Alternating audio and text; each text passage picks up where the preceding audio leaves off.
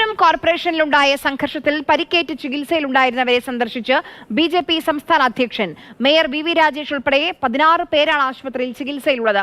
CPM കൗൺസിലർമാർ മേയറെ ഉപരോധിച്ചതിന് പിന്നാലെയുണ്ടായ തർക്കമാണ് സംഘർഷത്തിലേക്ക് നയിച്ചത്.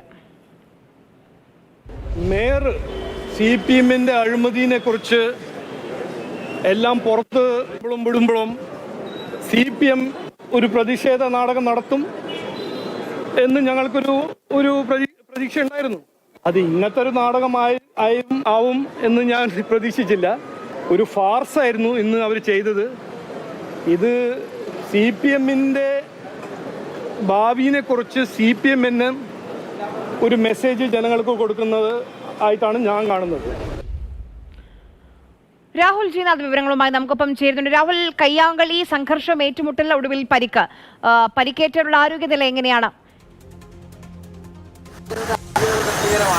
ഏറ്റവും പ്രധാനമായി CPM വനിതാ കൗൺസിലർ കാട്ടായിക്കോണം കൗൺസിലർ സിന്ധു ശശിക്ക് ഈ 4 സ്റ്റിച്ചുണ്ട്. അപ്പോൾ അത്തരത്തിലൊരു പരിക്കേറ്റിട്ടുണ്ട് എന്നുള്ളതാണ് ഏറ്റവും പ്രധാനപ്പെട്ട ഒരു കാര്യമായി പറയാനുള്ളത്. മറ്റൊന്ന്, മേയർക്ക് കാലിൽ പ്ലാസ്റ്റർ ഇട്ടിരിക്കുകയാണ്.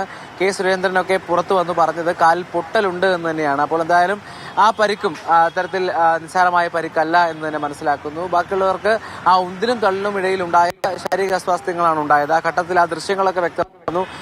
നമ്മുടെ ക്യാമറാമാനും ആ തിരക്കിനിടയിൽപ്പെട്ട് സുഹി തോമസ് ആണ് ദൃശ്യങ്ങൾ ചിത്രീകരിച്ചത്.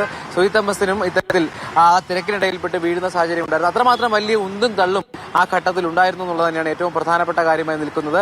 ആ ഇടനാഴിയിൽ ആ ക്യാബിനുള്ളിലേക്ക് കയറാൻ BJP പ്രവർത്തകർ ശ്രമിക്കുമ്പോൾ CPMന്റെ കൗൺസിലർമാരുണ്ടായിരുന്നു. അങ്ങനെയാണ് വലിയ തർക്കവും ബഹളവും സംഘർഷവും ഉണ്ടായത്. എന്തായാലും ഇത് രണ്ടുപേരും ഇതുമായി ബന്ധപ്പെട്ട് ഏകപക്ഷീയമായാണ് പെരുമാറിയതെന്നുള്ള ആരോപണവുമായി എത്തുകയാണ്. യാതൊരു പ്രശ്നവും ഉണ്ടാക്കിയില്ല എന്ന് രണ്ടു കൂട്ടരും പറയുകയും ചെയ്യുന്നുണ്ട്. എന്തായാലും ഇതുമായി ബന്ധപ്പെട്ടുള്ള പ്രതിഷേധങ്ങളും വിവാദങ്ങളും എന്തായാലും വരും ദിവസങ്ങളിൽ ഉണ്ടാകും എന്നുള്ളത് തന്നെയാണ് ഏറ്റവും പ്രധാനപ്പെട്ട കാര്യം. കാപ്പ പ്രതിയായ സുഗതനെ സംരക്ഷിക്കുന്നു